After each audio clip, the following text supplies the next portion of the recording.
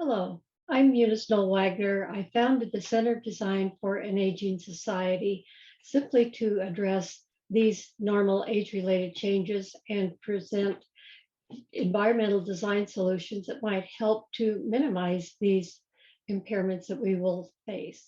We're talking about light for health. Now, there's two aspects of that, and we're going to start out talking about circadian rhythm, but the other impact of light on our bodies is sunlight on the skin for vitamin D synthesis. So in between those two segments, I'll take questions, but we're going to begin with circadian rhythm because all organisms have this same kind of rhythm, and light is the strongest stimulus of setting those rhythms. The light and dark cycle are the important factors there. So you need light as well as dark.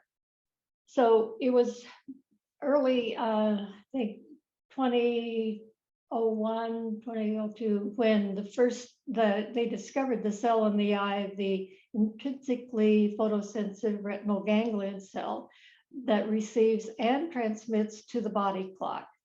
Before they discovered the actual cell, they understood what the color or the peak sensitivity and the color of the light that was most impactful. So we don't need to go into a lot of the scientific stuff, but basically the intrinsically photosensitive retinal ganglion cell receives, transmits, signals it to the body clock, and which establishes our 24-hour biological rhythms. This is a diagram of the wavelengths of light, and the yellow line, as you can see on the screen, that's what was the best color of light for vision, for doing tasks. The black line is the rods, and then the green line is the wavelength that the IPRGC is most sensitive to. So you can see that we didn't get the stimulus that we needed from the light for vision that was predominant in buildings. This is just a diagram of how how light for vision and light for circadian rhythm comes about. So the visual pathway you'll see traced in yellow there that goes to the visual cortex. But the blue line is from the retina of the eye, but it goes to the suprachiasmatic nucleus of the hypothalamus. So this is what synchronizes our circadian rhythm if you follow the blue line. The cells in the eye, the RPRGC, are located more on the lower side of our retinas. So our eyes were tuned to receive the light from above, not straight onto us so much. So I want you to remember these two images. On the left is up in the San Juan Islands. There's no light pollution up there, so I have to take photos where I can. So this is cool morning light, and it's blue, and it's really blue because of the water reflecting off of it, but still the sky is blue. But then it warms to this warm buttery color at sunrise and sunset. So if we are outside, we experience these changes in light color and intensity. You can tell how bright that is during the morning. It's more intense because it's higher up in the sky. So, so remember these two slides when later on when I'm showing you same lighting conditions within a building. This is just a diagram explaining the same thing. It gradually declines as we get older, but then when we're age 80, then we only have the 1/5 reaching the retina. So not only do we have the changes to the eye, but we have less light exposure due to decreased mobility, posture changes. Older people, if they're standing upright, they typically have like a 5-degree tilt forward. So they're looking more down at the ground rather than up. So anytime you see yourself doing that, float your shoulders back, straighten up, and look forward, because that will help. But the biggest problem of all is nursing home placement, because once you're inside the what I call the sheetrock cell, you don't get the exposure to daylight like you did when you were independent living at home in your own house. There are also the changes in the circadian timing system brought on by not only aging, but Alzheimer's disease. So what I'm showing you here are 4 different studies, and sometimes they're talking about age, 21 to 42, and how many minutes they're outside and the amount of light they're exposed to. I'm not wanting you to compare each one of those so much, because they're just studies that someone else had done, and that we could grab them and illustrate that even for the people aged 55 to 81, they still got almost a full hour of light, 2000 lux out, probably outside. But yet, and these are people living in the community, but you go down to the institutionalized adults, anywhere from age 60 to 100. And if they had mild or moderate dementia, they got 9 minutes of 1000 lux. But if you had severe dementia, you got 1 minute. That would just be like a glare sensation. It wouldn't really be helpful in establishing your circadian rhythm. That study was done by Sonia and Nikolai Israel down in San Diego. And as I like to point out, there's no daylight shortage in San Diego, where I live in Portland, Oregon. There is a daylight shortage, or it's a lot dimmer in the winter time when we've got the overcast skies. So it just really says people who live in the community have more light exposure than those who are put into a care facility, which results in sleep problems. Again, Sonia and Nikolai Israel provided this image of one of her from her research. She talked about restless nights and listless days, because if you don't sleep well at night, then you aren't going to feel up and at 'em in the daytime. And that's a diagram of how, as age increases, nocturnal agitation and sleep problems grow. This one research study found that if they used higher illuminations during the day, there were fewer nighttime awakenings.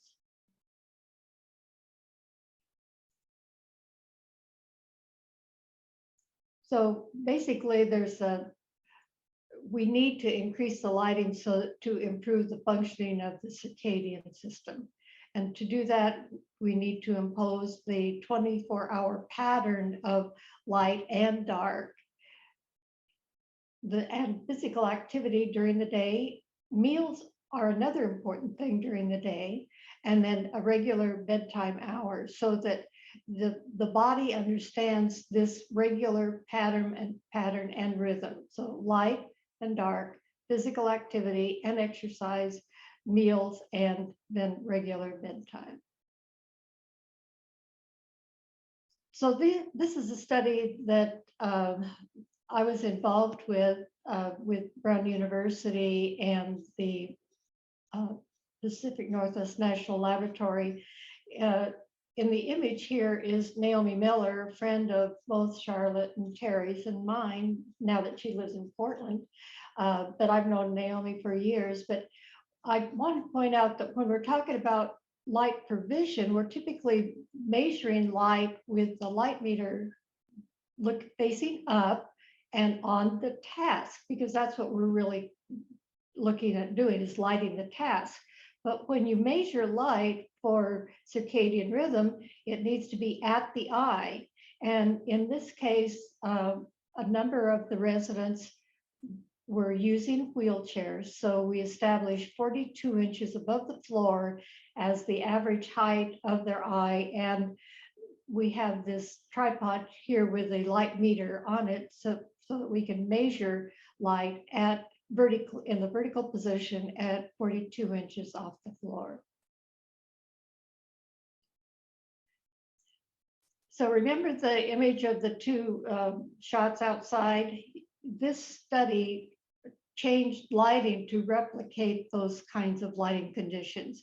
The far right image is morning light, where it's the coolest, 6,500 degrees Kelvin, and it's the brightest and strongest that we could get the system to go. The middle one is midday, where we're starting to warm it up a little bit, so it's like 4,100 degrees Kelvin. And then the far left is nighttime, where it's very warm, kind of like that sunset that we were looking at. And we also dimmed the lights down to 20% of what they were during the day, so that we could, if we dimmed the lights, which at nighttime it is dimmer, right? So we were trying to replicate what happened outside. And what we found, and I'll talk about this later on, is that the lighting system was put in the corridors by the local utility district. We weren't involved in the design of this application. And they were hoping that they could have higher light levels in the, especially in the morning, to synchronize the circadian rhythm of the residents. Unfortunately, the fixtures were replaced on a one-for-one basis, and the lights were not high enough, even though we had them cranked up as high as they would go. So that didn't work. But what did work was the fact that at night, when we dimmed it down and changed the color, people slept better, which was a really great find. So what we measured, okay, as I mentioned, the daytime light exposure didn't achieve what we were hoping it would do, but the dining room was good. Sleep disturbances were properly low, so that we could say that we had a measurement, the residents actually slept better at night. And that could be because of the light, but also when we dimmed the lights down and made them the buttery color, that was a cue for the family to go home. And it was also a cue for the staff to quiet down. So we weren't measuring sound. The next lighting project, we will measure sound. Part of what we found was that the surface reflectance of the walls was very important, because one corridor only reflected 30% of the light that would fall on it, where the other ones were more like 60%. So lighter colors on walls and ceilings are definitely better.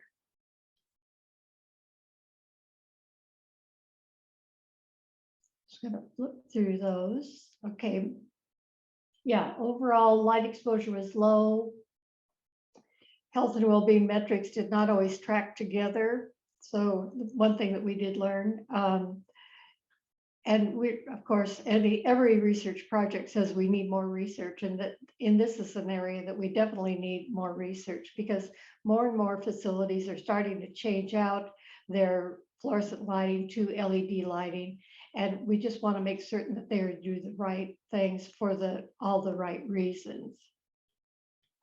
The other thing that I don't know, the rooms in the care facility rooms, if you have any shared or multi-use rooms, then the nursing home that we were measuring, there were actually 6 rooms that had 4 people each.